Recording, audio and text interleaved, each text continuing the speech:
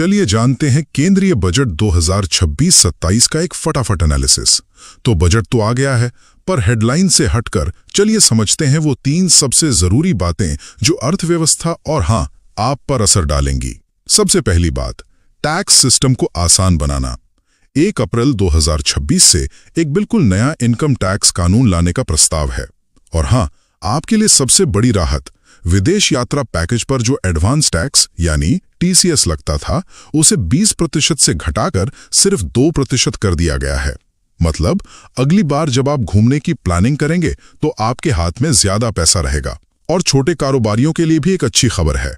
अब कुरियर से सामान बाहर भेजने पर जो 1 लाख रुपए की लिमिट थी, वो पूरी तरह हटा दी गई है। अच्छा, दूसरी बड़ी बात है हाईटेक मैन्युफैक्चरिंग और आत्मनिर्भरता।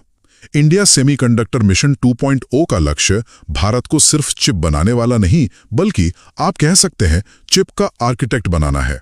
इसी तरह बायोफार्मा शक्ति योजना भारत को दुनिया की फार्मेसी से दुनिया की रिसर्च एंड डेवलपमेंट लैब बनाने पर फोकस कर रही है। और सबसे जरूरी, रेयर अर्थ मेटल्स के लिए एक खास कॉरिडोर बनाया जाएगा। ये वही मेटल्स हैं जो हमारे फोन और इलेक्ट्रिक गाड़ियों में लगते हैं। इससे चीन जैसे देशों पर हमारी निर्भरता भी कम होगी। और आखिर में तीसरी बात, इंफ्रास्ट्रक्चर।